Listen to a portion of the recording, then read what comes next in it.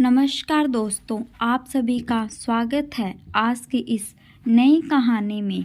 कहानी का नाम है ऐसा बेटा भगवान किसी को ना दे। हेलो माँ, मैं रवि बोल रहा हूँ। कैसी हो माँ? मैं ठीक हूँ। बेटा यह बताओ, तुम और बहू दोनों कैसे हो? हम दोनों ठीक है माँ, आपकी बहुत याद आती है। अच्छा सुनो माँ, मैं अगले महीने इंडिया आ रहा हूँ तुम्हें लेने। क्या? हाँ माँ, हम सब साथ ही रहेंगे। मीना भी कह रही थी माजी को यहाँ ऑस्ट्रेलिया ले आओ, यहाँ अकेली बहुत परेशान हो रही होगी। हेलो, सुन रही हो ना माँ? हाँ हाँ बेटे। बूढ़ी आंखों से खुशी की अश्रु धारा बहने लगी। बेटे और बहू का प्यार नस नस में दौड़ने लगा। जीवन के 70 साल गुजार चुकी सावित्री ने जल्दी से अपने पल्लू से आंसू पोंछे और बेटे से बात करने लगी। पूरे 2 साल बाद बेटा घर आ रहा था। बूढ़ी माँ ने मोहल्ले भर में दौड़ दौड़ कर यह खबरें सबको सुना दी। सभी खुश थे कि चलो बुढ़ापा चैन से बेटे और बहू के साथ गुजर जाएगा। रवि अकेला आया था। उसने कहा कि माँ, हमें जल्दी ही वापस जाना है, इसलिए जो भी रुपया पैसा किसी से लेना है वह लेकर रख लो।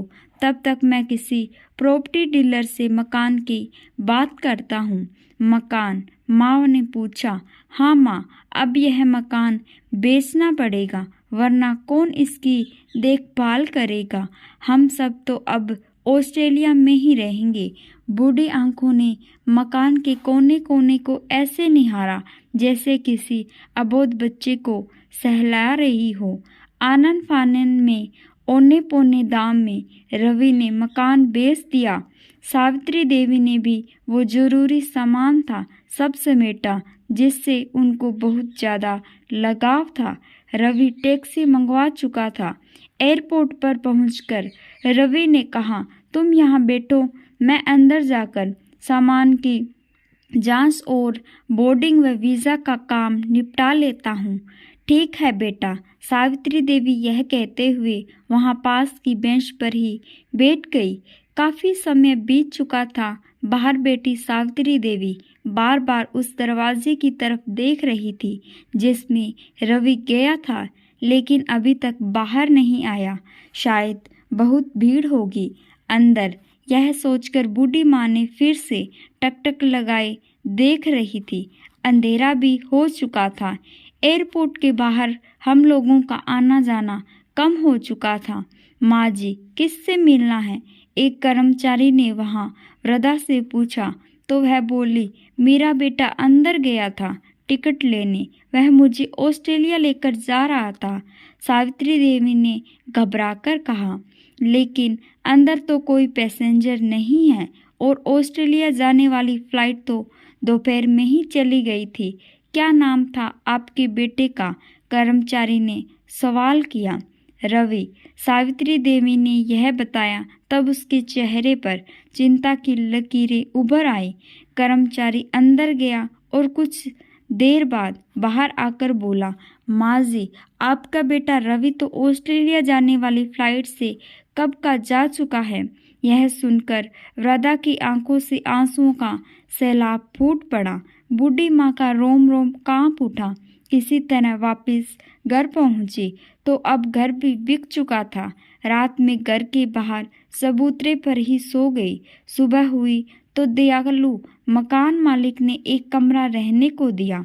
पति की पेंशन से घर का किराया और खाने का काम चलने लगा। समय गुजरने लगा। एक दिन मकान मालिक ने वृद्धा से पूछा, माँ जी, क्यों नहीं आप अपने किसी रिश्तेदार के यहाँ चली जाएं? अब आपकी उम्र भी बहुत हो गई है, अकेली कब तक रह पाएंगी? तो वह बोली, हाँ चली तो जाऊं, लेकिन कल को मेरा बेटा आया तो यहाँ फिर कौन उसका ख्याल रखेगा? कहते हुए आंख से आंसू आने लग गए और माँ फूट फूट कर रोने लगी। तो दोस्तों, इस कहानी से हमें यही शिक्षा मिलती है कि अपने माँ बाप का दिल कभी दुखाना नहीं चाहिए। माँ कैसी भी हो वह हमारी माँ होती है और अंतिम समय तक माँ का हमें साथ देना चाहिए। जो अपने माता पिता की कदर नहीं करते वह कहीं के भी नहीं रहते, दर दर भटकना पड़ता है उन्हें भी। इसलिए अपने माता पिता का ज़रूर ख्याल रखें। और कहानी अच्छी लगी हो तो आप इसे लाइक करें, शेयर करें और चैनल को सब्सक्राइब करें। धन्यवाद।